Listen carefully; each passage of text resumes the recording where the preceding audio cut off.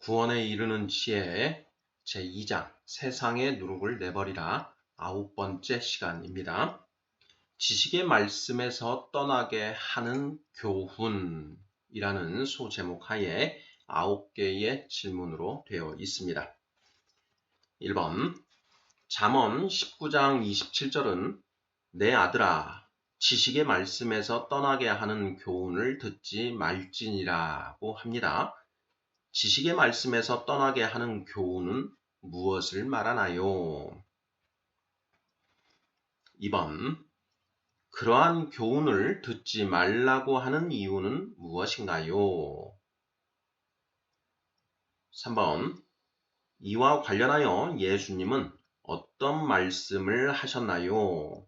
마가복음 8장 15절 참조. 4번 바리새인의 누룩은 무엇인가요? 5번 사두개인의 누룩은 무엇인가요? 6번 전도서 10장 1절은 적은 우매가 지혜와 존귀를 난처하게 만든다고 합니다. 적은 우매는 무엇을 말하나요? 7번 크리스천은 어떤 교훈이 하늘의 가르침인지 세상의 가르침인지 분별하여 세상의 가르침은 버리고 오직 하늘의 가르침으로만 채워져야 합니다. 세상의 중심은 바로 당신입니다. 라는 말은 세상의 가르침인가요? 하늘의 가르침인가요? 8번 사랑은 움직이는 것이다. 라는 말은 세상의 가르침인가요? 하늘의 가르침인가요? 9번 자아를 실현하라는 말은 세상의 가르침인가요? 하늘의 가르침인가요? 자, 이렇게 해서 모두 9개의 질문입니다. 자, 지난 시간에는 하늘의 누룩 대 세상의 누룩이라는 제목 하에 10개의 질문들을 살펴보았는데요. 자, 오늘은 지식의 말씀에서 떠나게 하는 교훈이라는 제목으로 성경 말씀들 좀 살펴보고자 합니다. 구원에 이르는 지의 제2장은 세상의 누룩을 내버리라 입니다. 자, 우리 인간의 삶의 목표라고 한다면 거듭나서 거룩한 자가 되는 것이죠. 바로 그렇게 거듭난 이후에 거룩한 자가 되기 위해서는 우리 안에 있는 세상의 가르침들, 거짓 가르침들을 먼저 모두 내버려서 깨끗한 백지, 이런 상태가 되어야 한다라는 내용이지요. 자, 지식의 말씀에서 떠나게 하는 교훈에 대해서 살펴보도록 하겠습니다. 자, 1번입니다. 잠언 19장 27절은 내 아들아 지식의 말씀에서 떠나게 하는 교훈을 듣지 말지니라고 합니다. 지식의 말씀에서 떠나게 하는 교훈은 무엇을 말하나요? 하는 질문입니다. 잠언 19장 27절 내 아들아 지식의 말씀에서 떠나게 하는 교훈을 듣지 말지니라 이렇게 되어 있습니다. 자, 우리가 어떤 말씀을 읽으면 그 말씀의 의미를 명확하게 이제 분석을 하고 이 말씀의 의미가 무엇인지를 이제 정확하게 이해하는 것이 가장 먼저 선행되어야 하는 일인데요. 자, 여기 보면 먼저 내 아들아 이렇게 되어 있습니다. 내 아들아, 내 아들아. 여기서 나는 누구이고 아들은 누구를 가리키는가? 자, 그리고 지식의 말씀이라는 표현이 나오죠. 지식의 말씀. 자, 지식의 말씀은 어떤 것이 지식의 말씀인가? 지식과 지혜가 어떻게 구별되는가 하는 점, 이런 부분들 생각을 해봐야 되고요.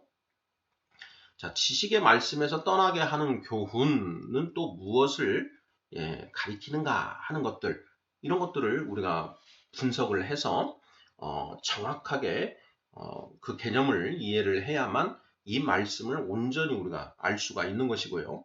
그에 따라서 이 말씀대로 우리가 성장해 나갈 수가 있는 것이지요. 자, 먼저 여기에 내 아들아 이렇게 되어 있는데 여기에 나는 누구를 가리키나요? 우리가 잠언은 이제 솔로몬이 기록하였다라고 알고 있습니다. 자, 그러면 여기에 나는 솔로몬을 가리킨다. 일단은 이렇게 생각해 볼 수 있겠지요.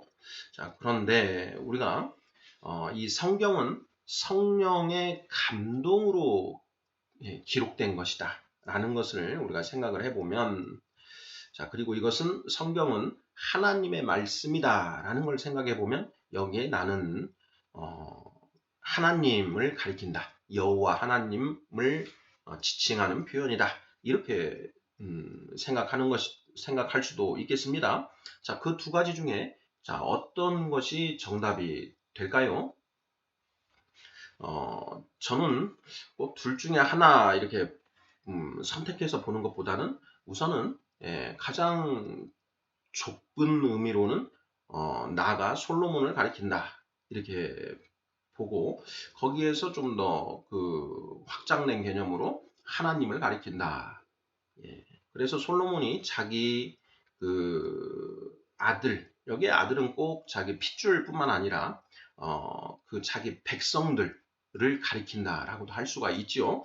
솔로몬은 이스라엘의 왕이었고 그 자기 이스라엘의 백성들을 자기 자식처럼 이렇게 또 생각을 할 수 있는 것 아니겠습니까? 그래서 이스라엘 백성들 가장 좁게는 자기 핏줄 그 다음에는 이스라엘 백성들 이렇게 뭐 생각을 하는 것도 꼭 틀렸다라고 말하기는 어려운 것 같습니다. 또 그리고 거기에서 더 나아가서 여기에 나는 하나님이시고 아들은 그 하나님을 온전히 믿는 자 이렇게 표현할 수 있겠지요. 자, 지식의 말씀이라는 표현이 나왔습니다. 자, 지식과 지혜. 자, 지식은 하나님이 창조하시고 다스리고 계시는 이 세상이 어떤 곳인가 하는 것에 대하여 아는 것이다. 라고 했고, 지혜의 말씀은 자, 그러한 그 곳에서 어떻게 살아가야 하는가 하는 것에 대하여 아는 것이다. 라고 했습니다. 그래서 지식의 말씀은 what이라고 하는 그 의문사로 이제 그 표현을 해볼 수가 있고 지혜의 말씀은 지혜는 why라는 그 의문사로 우리가 연관시켜서 생각해 볼 수가 있겠습니다. 그리고 또 하나 더, 자, 올바른 지식에서 올바른 지혜가 나온다라는 그런 말도 맞는지 틀리는지 생각해 보아야 되는데요. 자, 올바른 지식, 이 세상이 어떤 곳인가라는 것을 정확하게 올바르게 알아야만 어떻게 살아야 하는가에 대한 정답, 올바른 답을 가질 수 있다라는 것이죠. 자, 예를 들어서 자, 이 세상은 하나님이 창조하셨다는 그 창조와 자, 진화라는 것이 이제 지금 이 세상에 보면 대립하고 있습니다. 성경은 창조를 선포하고 있는 반면 그 세상에 이제 그 사람들은 진화라는 것을 믿지요. 자, 창조와 진화 중에 어떤 것이 사실일까요? 어떤 것이 실상일까 하는 그런 질문입니다. 자, 이에 대해서 우리 크리스찬들, 우리 성도들은 성경에 기록된 내용이 오직 진리다라고 생각을 하는 것이고 그 성경에 기록된 내용에 반하는 것은 거짓이다 이렇게 생각하는 거 아니겠습니까? 자, 그걸 또 믿는 것이지요. 자, 그래서 우리 크리스찬들은 창조가 맞다라고 창조가 진리다라고 생각을 하는 것입니다. 자, 창조와 진화에서 이 세상은 하나님이 창조하셨다. 그리고 우리가 창세기 그 1장, 1절로 1장에서 보는 것처럼 첫째 날부터 여섯째 날까지 그러한 창조 과정을 거쳐서 하나님이 차근차근 이 세상을 창조하셨다. 이렇게 보는 것이 우리 크리스찬들의 크리스찬들이 가지고 있는 지식인 것이지요. 바로 지식의 말씀인 것이죠. 그러한 내용들이.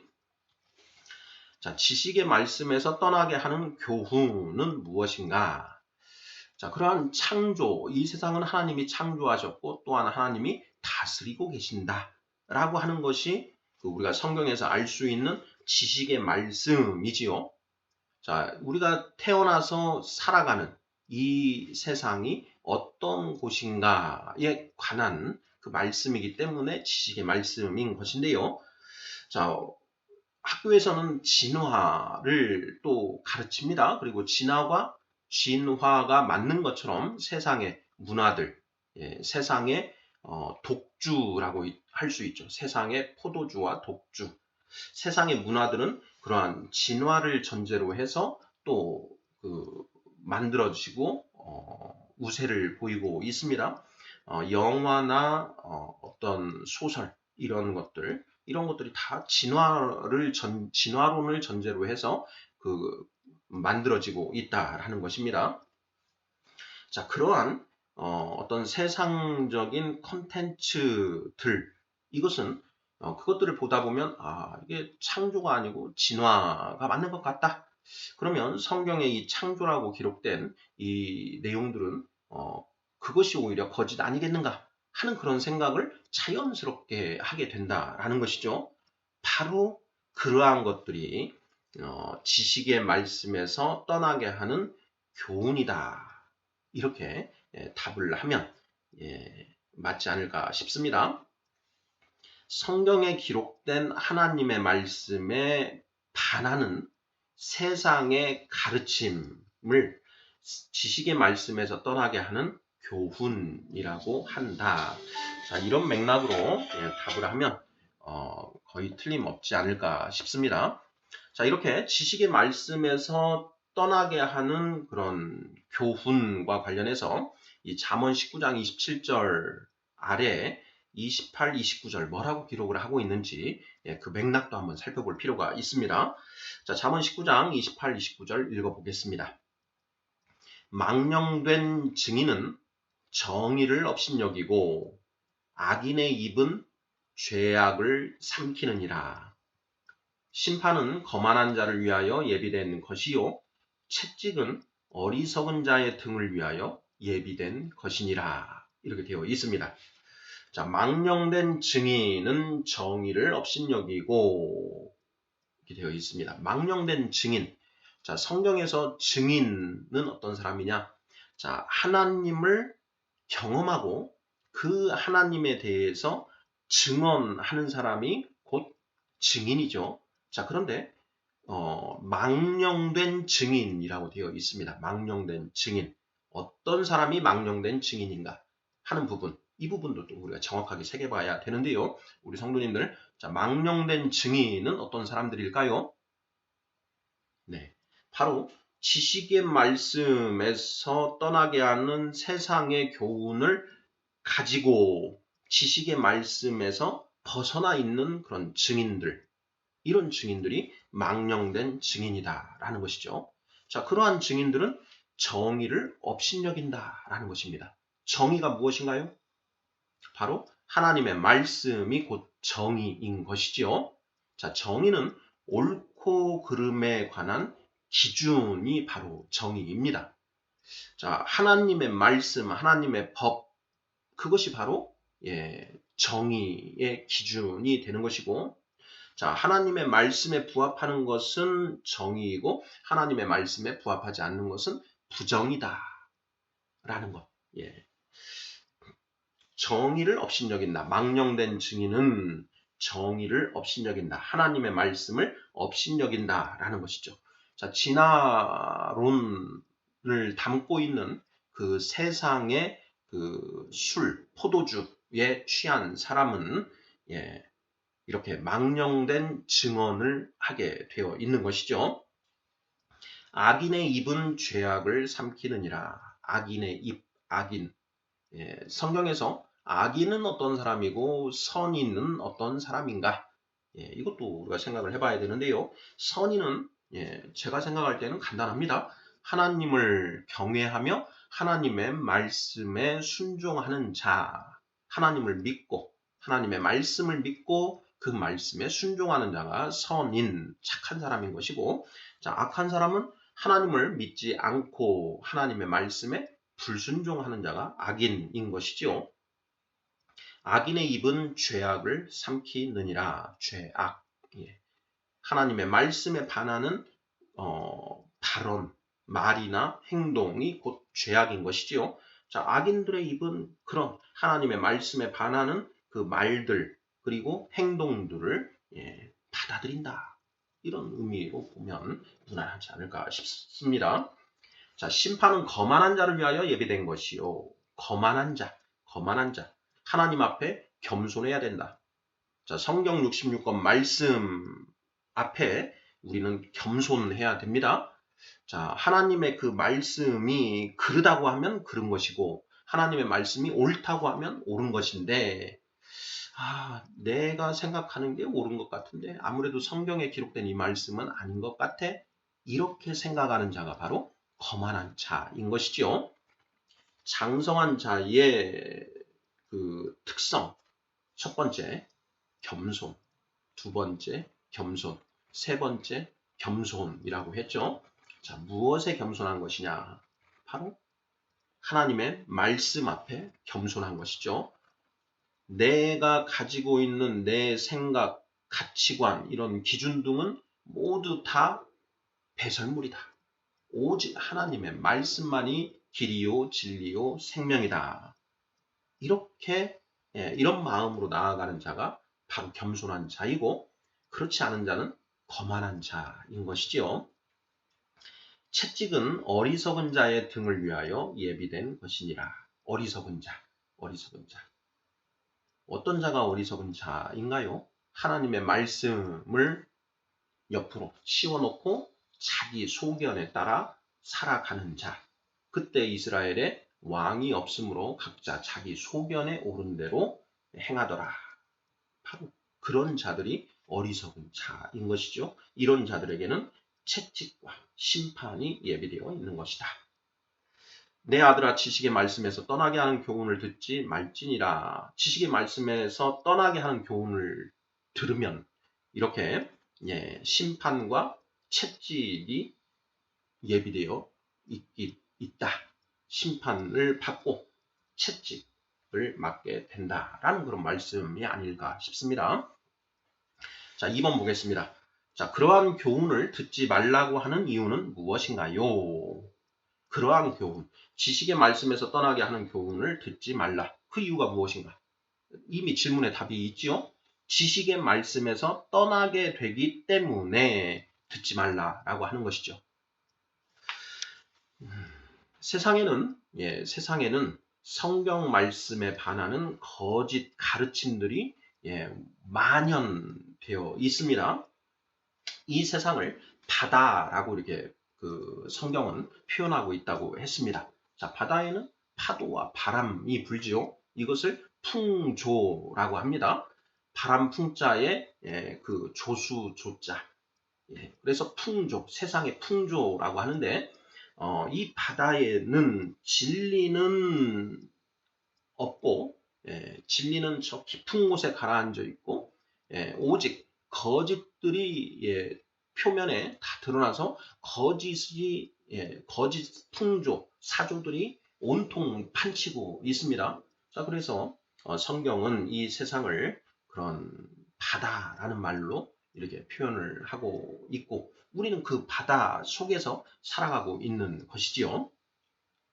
자, 그러한 세상의 가르침과 그러한 세상의 가르침에 기반을 두고 만들어진 컨텐츠들, 그러한 것들에 우리는 젖어서 살아간다. 그래서 문화 양수라는 그런 표현이 나오는 것이죠. 우리가 어머니 뱃속에 태아 상태로 있을 때 그 양수 속에서 살아갑니다. 자, 그 양수에 의해서 우리가 영양을 공급받고 보호를 받게 되는데 바로 이 세상의 문화가 그런 양수와 같아서 그것을 우리가 벗어나기가 불가능하다라는 것이죠. 하나님이 우리에게 구원의 은혜를 베풀어 주셔서 구원의 밧줄을 던져 주셔서 그 밧줄을 들고 나오기 전에는 불가능하다. 잠언 5장 18절이죠. 술 취하지 말라 이는 방탕한 것이니 오직 성령으로 충만함을 받으라. 이렇게 되어 있습니다. 여기에 술이 무엇이라고 했습니까? 마시는 알코올이 아니고 바로 세상의 누룩으로 빚어진 세상 문화가 바로 이 술이다. 재판관과 선지자들이 포도주와 독주에 취하여 비틀거린다. 이사야서 28장 8절 9절 말씀이었죠. 자, 선지자 그리고 재판관들이 그 술에 취해서 재판을 잘못하고 또 거짓 예언을 하는 것. 바로 여기에 술이 무엇이냐? 알코올이 아니라 이러한 세상의 누룩으로 빚어진 세상 문화를 가리킨다라는 것 이미 살펴보았죠. 자, 이번 그러한 교훈을 듣지 말라고 하는 이유는 무엇인가? 그것을 자꾸 듣다 보면 지식의 말씀에서 떠나게 되기 때문이다. 우리가 이 성경으로 우리 아이들을 양육하고 있는데 이 아이들이 학교에서는 진화에 대해서 주입식 교육을 받는 것이죠. 세상의 온갖 그런 그 컨텐츠들이 성경에 반하는 내용으로 아이들을 공격하고 있다라는 것이죠. 아이들이 그것에 자꾸 듣다 보면 성경은 이상한 것이다. 이렇게 생각을 하게 되는 것 아니겠습니까? 지식의 말씀을 떠나게 된다라는 것이죠.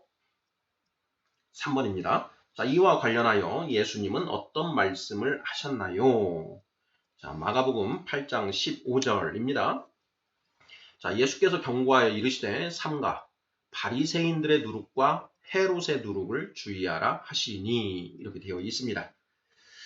마태복음, 누가복음에도 모두 그 병행 구절이 있는 아주 중요한 말씀이지요. 공관복음 세 권의 그 공통으로 존재하는 그런 말씀은 아주 중요한 말씀이다. 우리가 특히 더 그렇게 생각을 해볼 수가 있는데 마가복음 8장 15절에는 바리새인들의 누룩과 헤롯의 누룩이라고 되어 있습니다.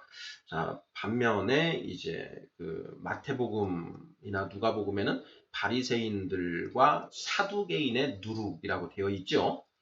자, 사두개인 헤롯 이 부분을 이제 같이 이렇게 번갈아서 사용하고 있습니다. 공관복음의 병행 구절이 서로 조금씩 내용이 다를 때 그 이유가 무엇일까 하는 것도 우리가 생각을 해봐야 되는데 저의 생각은 그렇습니다. 자, 예수님이 그 어떤 그 가르침을 하실 때 딱 단 한 번만 말씀하시는 것이 아니고 그것을 여러 번 강조해서 반복해서 말씀하셨다라는 것.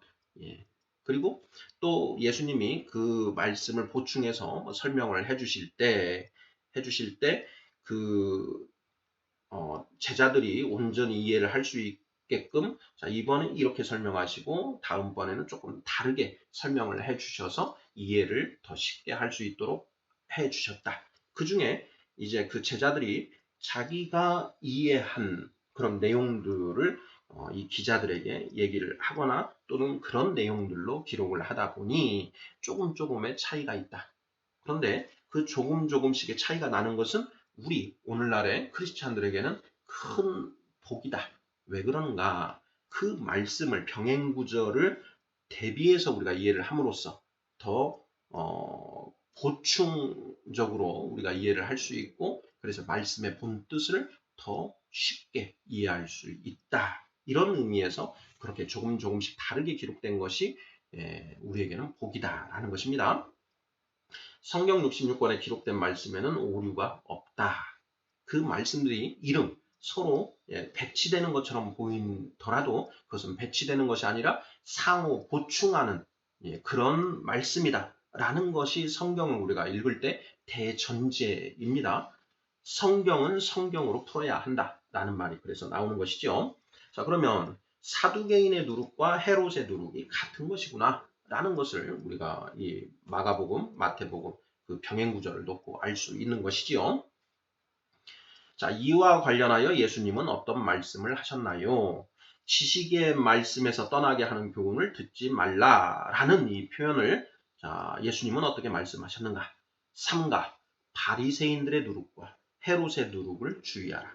바리새인들의 누룩과 사두개인의 누룩을 주의하라. 이렇게 말씀을 하신 것이다. 하셨다. 이렇게 답을 하면 틀림없을 것 같습니다. 자, 4번입니다. 바리새인의 누룩은 무엇인가요? 바리새인의 누룩. 자, 5번에 자, 헤롯의 누룩, 사두개인의 누룩은 무엇인가요? 하는 질문입니다. 이미 우리가 살펴본 내용이죠. 자, 바리새인은 철저한 율법주의자들이었습니다. 율법주의자.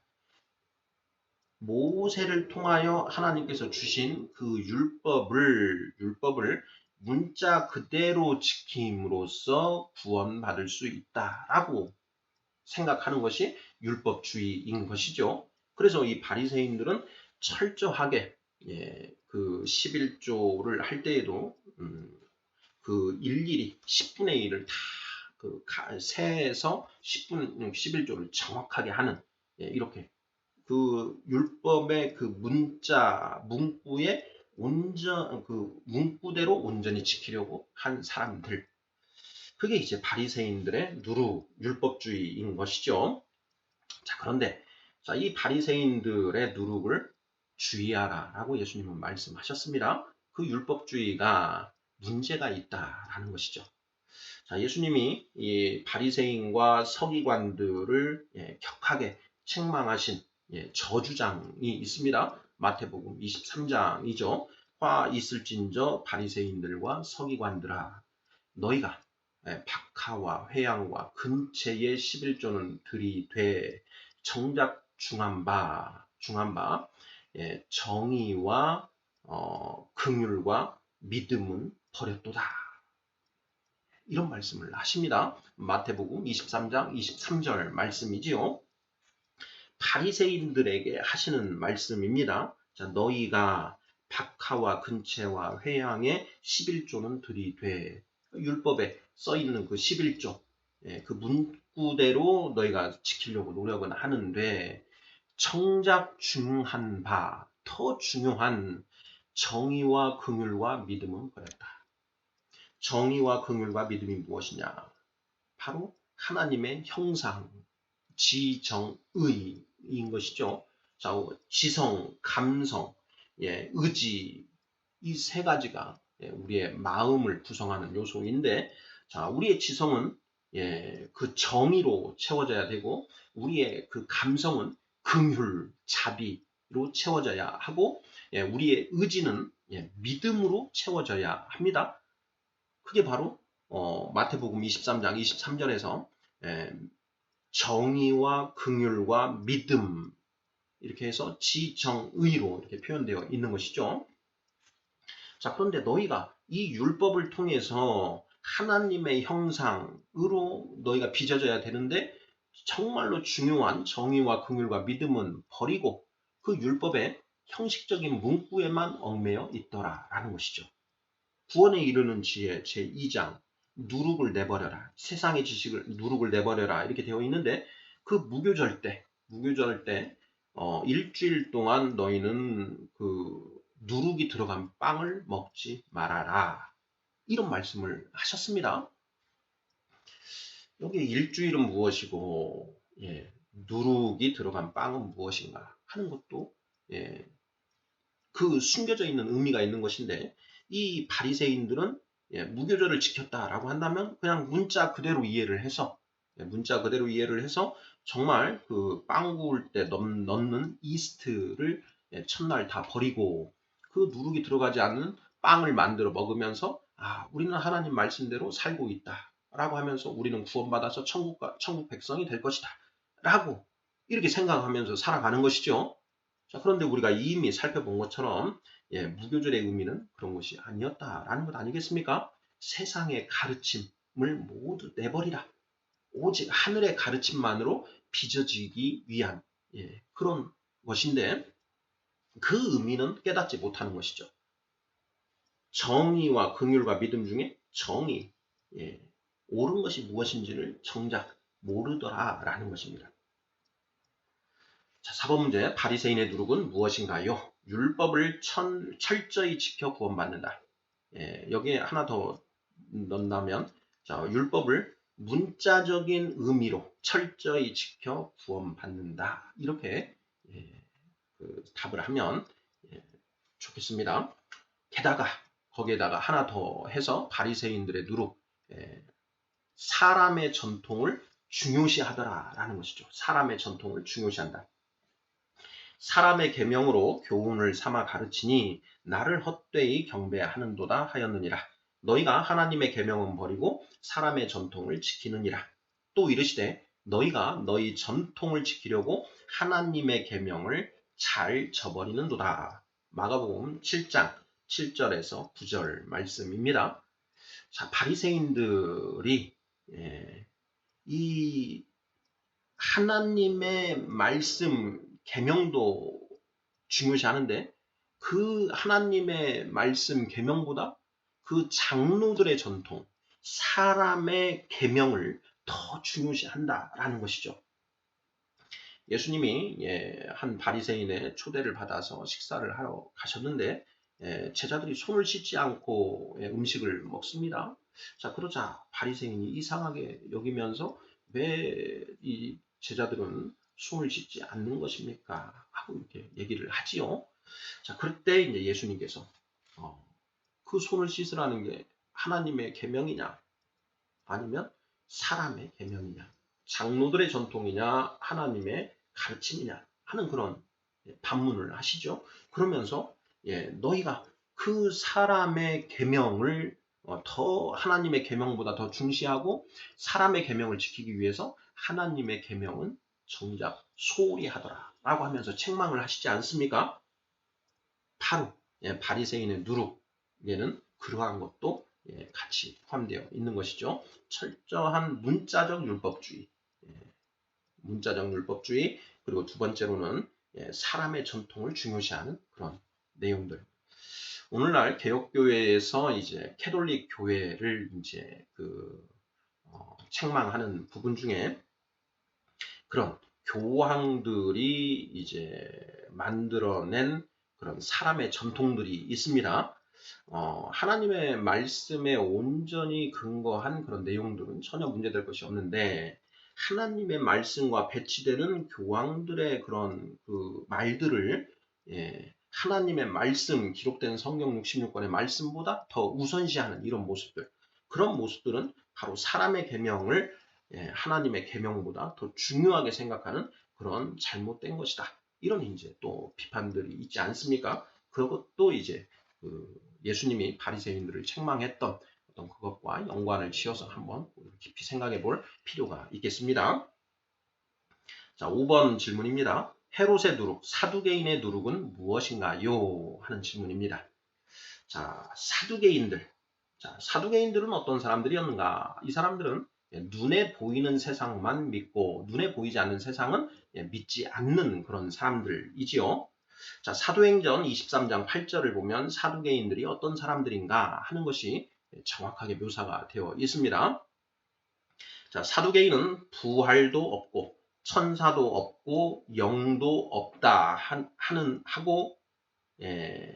자들이다 이렇게 되어 있습니다. 자, 사두개인은 부활도 없고 천사도 없고 영도 없다 하고 바리새인은 다 있다 함이라. 바리새인은 부활도 믿고 천사도 믿고 영도 믿는 것이죠. 반면에 사두개인들은 이것을 믿지 않는다. 이들은 철저하게 현실주의자들, 눈에 보이는 그 현세의 것만 믿는 사람들이죠. 부활. 성경은 부활을 명확하게 이야기하고 있습니다. 예수님이 부활의 첫 열매가 되셨고 또 첫째 부활, 예수님의 재림 때 부활하는 그 순교자들 첫째 부활, 그리고 최후의 심판 때 부활하는 두 번째 부활을 분명하게 얘기를 하고 있지요. 자, 천사가 있습니다. 천사, 타락한 천사, 그리고 천사장 미가엘. 그다음에 영이 있는가 없는가? 당연히 영이 있지요. 예수님이 마지막 십자가에서 마지막 말씀을 하시고 영혼이 떠나니라 이렇게 되어 있습니다. 그러니까 영이라는 게 분명 존재한다라는 것이죠. 그런데 사두개인들은 부활도 없고 천사도 없고 영도 없다라고 하는 것입니다. 자, 이러한 사두개인들의 가르침을 받아들이다 보면 당연히 성경 말씀에서 떠나게 되죠. 내 아들아 지식의 말씀에서 떠나게 하는 교훈을 듣지 말지니라 되어 있죠. 자, 오늘날에도 이러한 사두개인들처럼 눈에 보이는 것만 믿고 눈에 보이는 세상만 믿고 보이지 않는 세상은 아예 믿으려고 하지 않는 그런 사람들 부지기수로 있지 않습니까? 자, 바리새인의 누룩, 헤롯의 누룩 이것은 단지 예수님 초림 당시에 그 이스라엘에서만 문제가 된 것이 아니라 오늘날 그 우리가 살고 있는 세상에서도 똑같이 존재하는 것이죠. 해 아래 새로운 것이 없다라고 전도서는 말하고 있죠. 자, 6번 질문입니다. 전도서 10장 1절은 적은 우매가 지혜와 종기를 난처하게 만든다고 합니다. 적은 우매는 무엇을 말하나요? 네, 이미 공부했습니다. 적은 우매, 하나님의 말씀에 반하는 세상의 가르침이다 라는 것이죠. 자, 우리가 그 민족주의, 자본주의, 공산주의, 뭐 이런 온갖 세상의 그런 주의들이 많이 있지 않습니까? 자, 그러한 그 주의, 주장, 사상, 이러한 것들이, 성경적인 것인가, 성경 66권 기록된 하나님의 말씀에 합치되는 것인가, 합치되지 않는 것인가, 라는 것도 정확하게 살펴볼 필요가 있습니다. 그것을 정확하게 살펴서 그러한 주의와 사상들이 하나님의 말씀에 반하는 것이다 라고 한다면 그것들은 다 거짓인 것이죠. 자, 그런데 오늘날 우리 교회 안에 그러한 민족주의, 자본주의, 민주주의, 공산주의 이러한 사상들이 이렇게 유입될 수 있습니다. 자, 그러한 사상들이 교회 안에 들어와서 하나님의 말씀을 왜곡시키는 경우들이 있다라는 것입니다. 자, 그것이 바로 적은 우매가 지혜와 종기를 난처하게 만든다. 자, 크리스찬들이 현실 정치에 많은 관심을 가지고 정치가 올바르게 갈 수 있도록 우리가 노력을 해야 되는 건 맞습니다. 그런데 어떤 특별한 세상적 사상을 접목시켜서 그러한 것을 이렇게 같이 하다 보면 그런 걸 해서 하다 보면 하나님의 말씀 크리스찬 교회가 욕을 먹게 되는 그런 일들이 발생하게 되지요. 그래서 우리가 이런 부분들 주의를 해야 되는데 전도서 10장 1절 적은 우매가 지혜와 존귀를 난처하게 만든다. 자, 그러한 어떤 특정한 사상들과 결부시켜서 교인들이 활동함으로써 하나님의 그 말씀을 난처하게 만든다. 교회를 난처하게 만드는 일들이 계속 빚어지고 있는 것이죠. 또한 그러한 일들이 일어나는 것은 당연할까요? 뭐 이상한 일일까요? 당연한 일이라고 저는 생각됩니다. 그 내용들은 앞으로 다음 시간에도 그런 내용들을 다룰 수 있지 않을까 싶고요. 자, 7번 문제 보겠습니다. 자, 크리스천은 어떤 교훈이 하늘의 가르침인지 세상의 가르침인지 분별하여 세상의 가르침은 버리고 오직 하늘의 가르침으로만 채워져야 합니다. 세상의 중심은 바로 당신입니다. 라는 말은 세상의 가르침인가요? 하늘의 가르침인가요? 자, 세상의 중심은 바로 당신입니다. 라고 하는 그런 광고의 캐치프레이즈, 그런 문구들이 TV, 라디오에서 쏟아져 나옵니다. 자, 그래서 하루에도 몇 번씩 그런 말을 듣다 보면 자연스럽게 그 말에 우리가 젖어들게 되지요. 세뇌를 당하게 된다라는 것입니다. 자, 세상의 중심은 바로 당신입니다. 세상은 당신을 중심으로 돌아갑니다. 세상의 주인이 되십시오. 라는 이런 광고 문구들 나오지요. 자, 이것이 세상의 가르침인가 하늘의 가르침인가, 이것이 정말 그런가 참인가 거짓인가 하는 것들을 우리 크리스찬들은 분별해야 된다라는 것이죠. 자, 분별의 기준은 무엇입니까? 자, 바로 성경 66권에 기록된 하나님의 말씀이지요. 그 말씀, 성경 66권 말씀에 비추어 봤을 때 이 말이 옳으면 맞는 것이고, 이 말씀이 성경 말씀에 부합하지 않으면 그런 것이죠. 부합하면 맞는 것이고 부합하지 않으면 거짓이다. 세상의 중심은 당신입니다. 라는 이거 문구는 성경 66권 말씀에 부합하나요? 부합하지 않나요? 네, 성경은 이 세상을 창조하시고 다스리시는 분은 바로 하나님이시라고 분명하게 선포하고 있지요.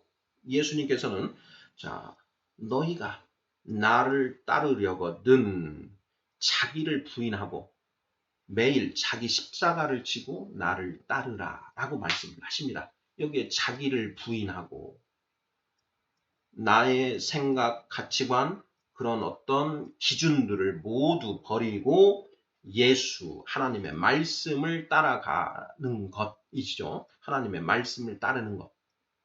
그래야만 우리가 예수님의 참 제자가 될 수가 있다라는 것이죠. 세상의 중심은 바로 당신입니다. 그때 이스라엘에 왕이 없으므로 각자 자기 소견에 오른 대로 행하더라.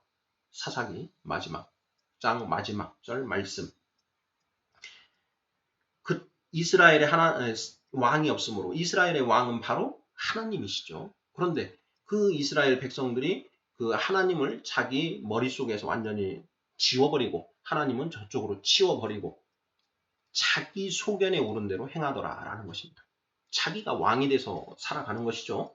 천상천하 유아 독존, 하늘 위 하늘 아래 오직 내가 존귀한 자다. 나만 홀로 존귀하다. 바로 이것이 그때 이스라엘의 왕이 없으므로 각자 자기 소견에 오른 대로 행하더라라고 하는 그 말씀 아니겠습니까? 이것은 사탄의 가르침이다. 사탄경 가장 1장 1절에 나오는 말씀이 바로 그런 것이다 라고도 이렇게 이야기하지 않습니까? 네, 이것은 세상의 중심은 바로 당신입니다 라는 말은 세상의 가르침인가요? 하늘의 가르침인가요? 정답은 세상의 가르침이다. 8번, 사랑은 움직이는 것이다 라는 말은 세상의 가르침인가요? 하늘의 가르침인가요? 사랑은 움직이는 것이다.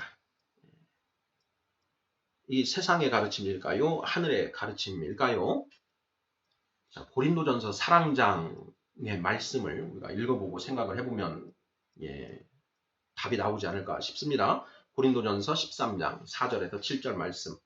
사랑은 오래 참고 사랑은 온유하며 시기하지 아니하며 사랑은 자랑하지 아니하며 교만하지 아니하며 무례히 행하지 아니하며 자기의 유익을 구하지 아니하며 성내지 아니하며 악한 것을 생각하지 아니하며 불의를 기뻐하지 아니하며 진리와 함께 기뻐하고 모든 것을 참으며 모든 것을 믿으며 모든 것을 바라며 모든 것을 견디느니라 이렇게 되어 있습니다.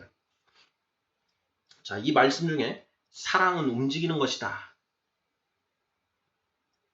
라는 걸 뒷받침하는 내용이 있습니까? 없습니까? 네, 또 하나님의 그 부르심에는 후회함이 없으시느니라 이런 표현도 또 성경에 있지 않습니까? 자, 하나님은 오래 참으시고 성내지 않으시고 뭐 이런 내용들도 있지 않습니까? 자비가 긍휼이 풍성하신 분이다. 자, 그러한 성경 말씀에 비추어 볼 때 사랑은 움직이는 것이다 라고 하는 이 말은 세상의 가르침일까요? 하늘의 가르침일까요? 정답은 세상의 가르침이다 라는 것을 알 수 있지요.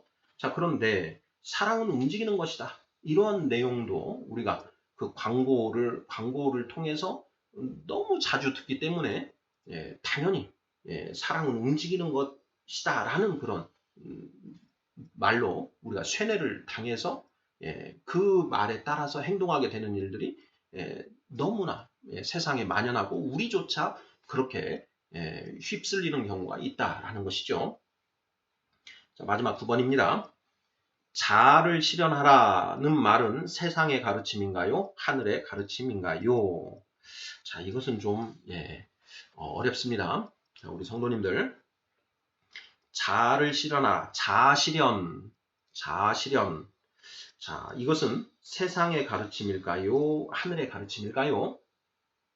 자, 저만 해도 학교 다닐 때 자아실현이라고 하는 그런 말, 네 글자의 말을 너무나 많이 들었습니다. 선생님들도 그런 말씀을 많이 하시고, 심지어 어떤 학교의 교훈은 이제 자아실현을 교훈으로 또는 반훈으로 이렇게 해두는 경우도 많이 있지요.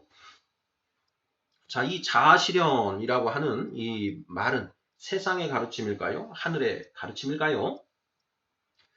성경 66권에 기록된 말씀에 비추어서 살펴봐야 되는데 성경에 자아실현이라는 표현이 나올까요? 일단은 안 나옵니다. 자, 그러면 자아를 실현하라라는 그런 그 맥락과 그 일치하는 그런 맥락의 말씀들이 있을까요? 없을까요? 저는 이와 관련해서 요한복음 3장 30절 말씀을 근거로 찾아보았습니다. 그는 흥하여야 하겠고 나는 쇠하여야 하리라 하니라. 그는 흥하여야 하겠고 나는 쇠하여야 하리라. 이 누가 한 말입니까? 바로 세례 요한이 한 말이지요. 자, 세례 요한의 제자들이 선생님, 세례 받는 자들이 다 그 사람한테 갑니다. 이렇게 얘기를 하는, 우리한테 오지 않고 저 사람한테 갑니다. 이렇게 얘기를 하죠. 저 사람이 누군가요? 바로 예수님이죠.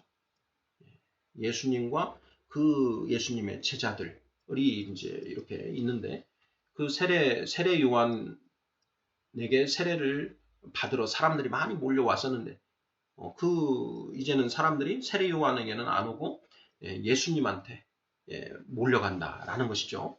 자, 그 말을 듣고 세례 요한이 이렇게 말합니다. 그는 흥하여야 하겠고 나는 쇠하여야 하리라. 그는 흥하여야 하겠고 나는 쇠하여야 하리라. 자, 자아실현과 이라는 말과 비추어 봤을 때 어떤가요? 자, 그는 여기에서 또 세례 요한이 이런 표현을 합니다. 들러리 신앙이라고 명칭할 수 있겠는데 29절입니다. 신부를 취하는 자는 신랑이나 서서 신랑의 음성을 듣는 친구가 크게 기뻐하나니 나는 이러한 기쁨으로 충만하였노라. 신부를 취하는 자는 신랑이나 신랑의 음성을 듣는 친구가 크게 기뻐하나니 들러리죠. 신랑의 음성을 듣는 친구가 크게 기뻐하나니 들러리, 신랑의 들러리. 이걸 들러리 신앙이라고 합니다. 나는 사라지고 오직 주님의 영광만 드러나게 해 주시옵소서 하는 것이 들러리 신앙이지요. 자, 이러한 말씀들에 비추어 봤을 때 자아를 실현하라 라는 것은 성경 말씀과는 배치되는 가르침이다. 그러면 자, 이 말은 세상의 가르침이다 라는 것을 우리가 추론해 볼 수 있다라는 것이죠. 자아를 실현하라. 이것이 세상의 가르침인가? 하늘의 가르침인가? 자, 이 부분 혹시 성도님들 중에 이것은 우리 성경에 근거가 있는 하늘의 가르침으로 볼 수 있다 라는 그런 근거가 있으신 분은 댓글로 남겨주시면 저도 더 깊이 다시 한번 묵상해 보도록 하겠습니다. 자, 구원에 이르는 지의 제2장 세상의 누룩을 내버리라 9번째 시간 지식의 말씀에서 떠나게 하는 교훈이라는 소제목으로 9개의 질문들 살펴보았습니다. 아멘.